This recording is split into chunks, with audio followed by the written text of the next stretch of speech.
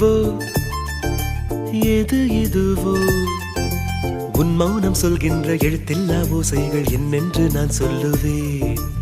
இது அதுவோ இது அதுவோ சொல்லாத சொல்லுக்கு இல்லாத வார்த்தைக்கு ஏதேது அர்த்தங்களே.